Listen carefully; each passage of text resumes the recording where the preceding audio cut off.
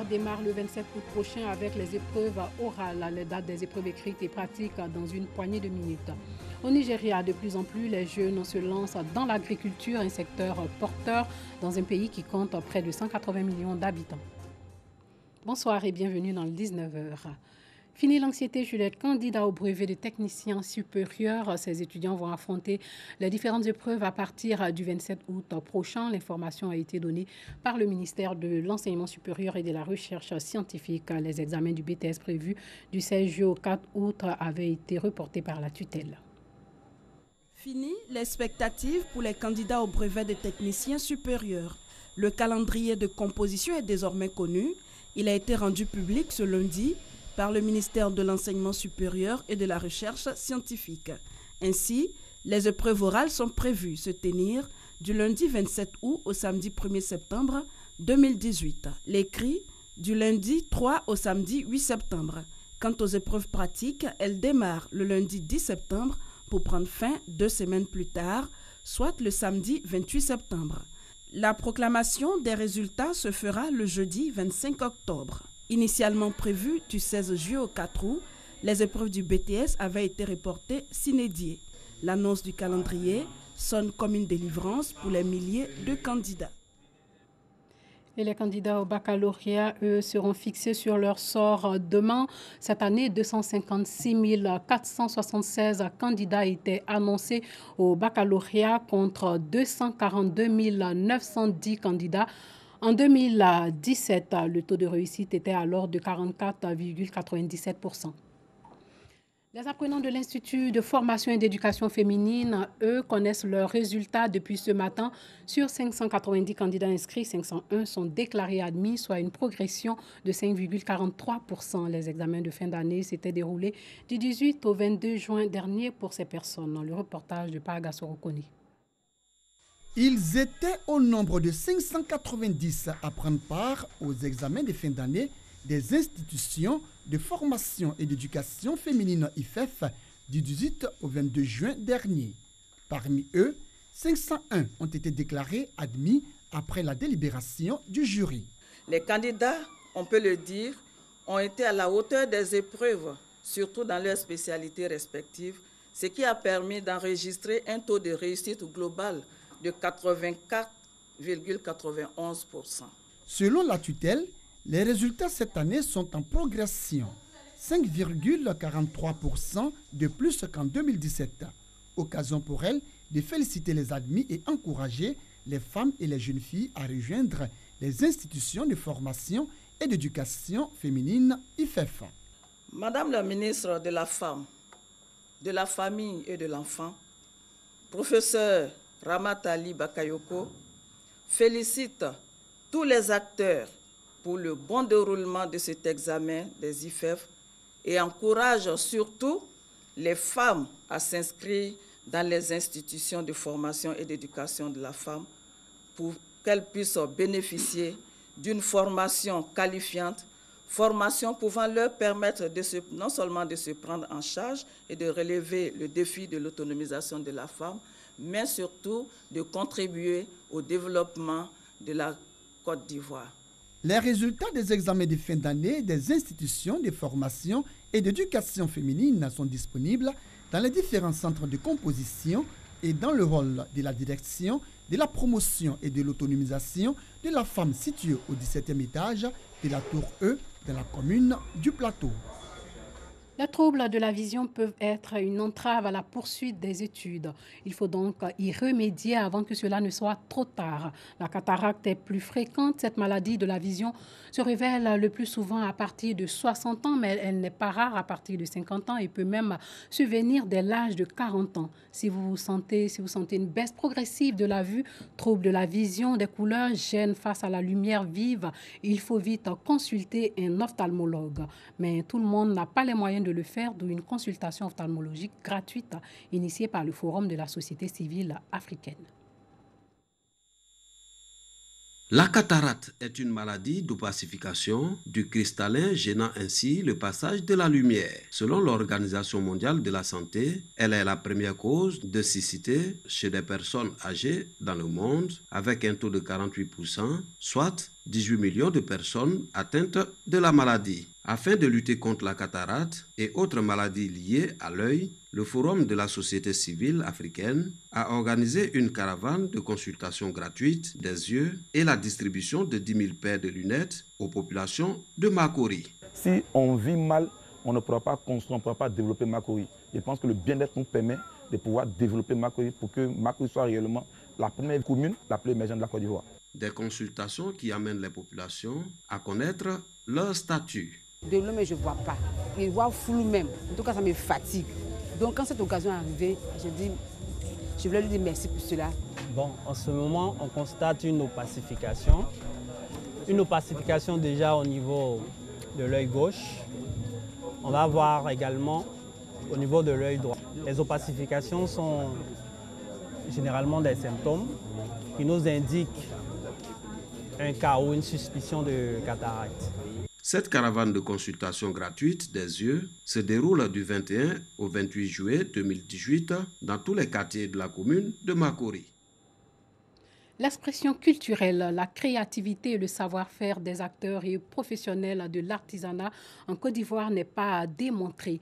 Mais ce secteur est à la traîne en Côte d'Ivoire, un secteur pourtant porteur. Les artisans connaissent des difficultés à commercialiser leurs produits, ce qui rend leur autonomisation un peu plus difficile. Pour leur permettre de mieux vendre leurs produits, le réseau des artisans de Côte d'Ivoire a organisé une formation à leur intention. Nous Sangari. Frédéric est décoratrice d'intérieur et également accessoriste pour hommes, femmes et bébés. Ses articles sont à la base un mélange de tissus éponge et de pagne.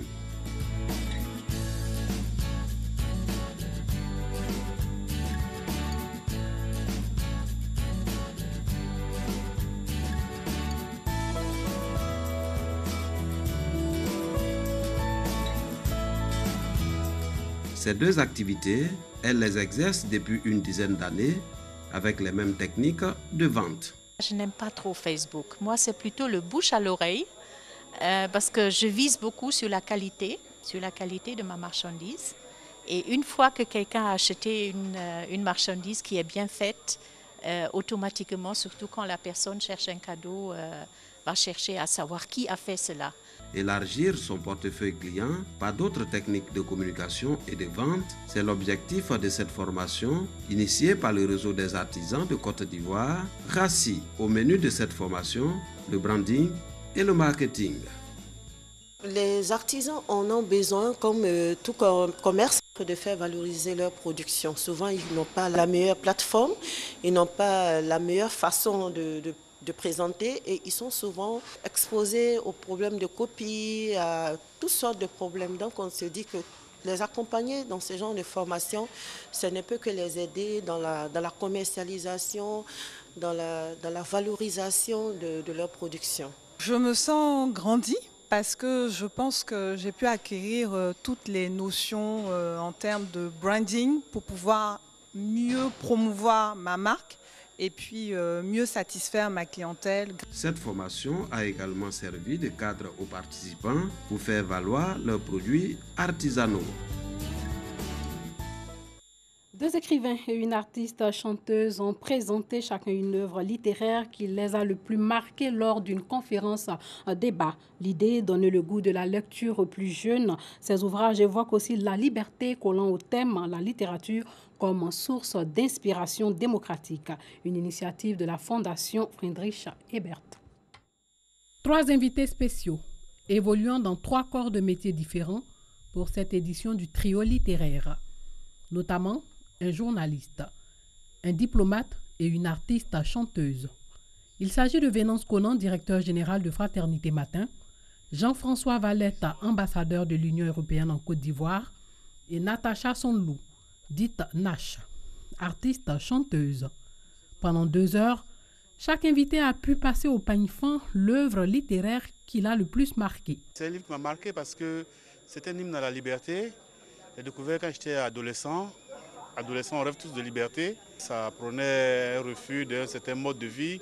C'était la société de consommation à l'américaine, là. Même si ça nous fascinait, quelque part, il y avait ça et c'était très bien écrit en plus. C'était une belle poésie, quoi. Le titre déjà m'attire parce que le petit garçon qui peinait à parler automatiquement, moi, ça fait tic dans ma tête, ça m'attire. Et puis voir un artiste écrire un livre, déjà ça suscite une certaine curiosité. Et puis voilà, quand j'ai lu le livre, ça m'a encore inspiré, ça a encore apporté plus à ce que je savais déjà de la société. Cette conférence débat est une initiative de la fondation allemande Friedrich Ebert. Elle vise à créer un débat afin de stimuler les esprits démocratiques en Côte d'Ivoire en utilisant la littérature comme source d'inspiration.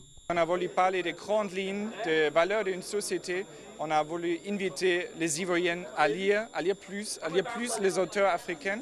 Et je pense que l'activité a montré que beaucoup sont intéressés par les valeurs, par les discussions autour d'une société. C'est une très belle initiative parce que ça nous permet, au-delà de ce qu'on fait, ce qu'elle dit de la musique, de vraiment montrer une autre facette de nous. Voilà, montrer aux gens qu'aussi on lit, on est aussi des lecteurs. Le trio littéraire est à sa première édition.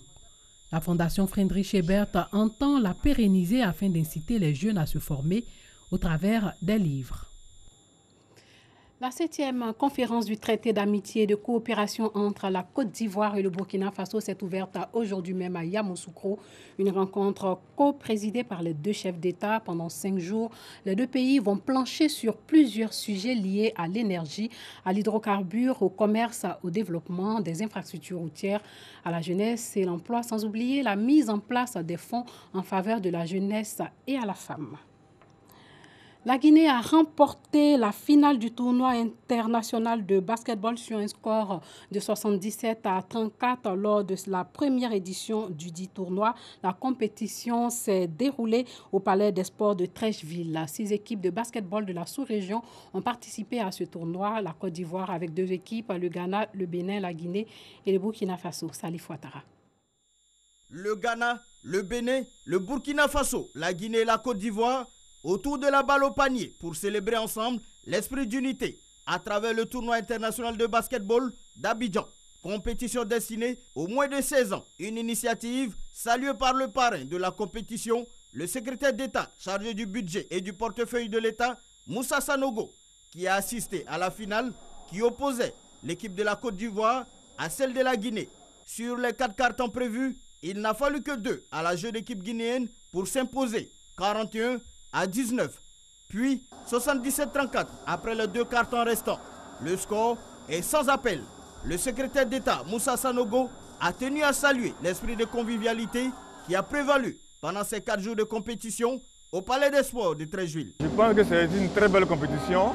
D'abord en ce sens qu'elle permet à des jeunes de divers pays africains de se retrouver, de se frotter les uns avec les autres et d'acquérir de l'expérience. Organisé par les acteurs du basketball ivoirien, le tournoi international de basketball d'Abidjan est à sa première édition et entend faire plus grand l'année prochaine en invitant plus de pays étrangers.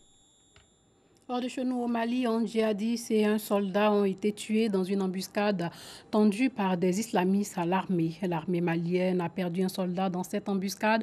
Ces incidents sont signalés alors que le premier tour de l'élection présidentielle au Mali doit se dérouler le dimanche prochain. De plus en plus de jeunes Nigérians se lancent dans l'agriculture, contrairement à la génération de leurs parents qui n'avaient Dieu que pour le pétrole. L'agriculture est un secteur porteur au Nigeria avec près de 180 millions de bouches à nourrir.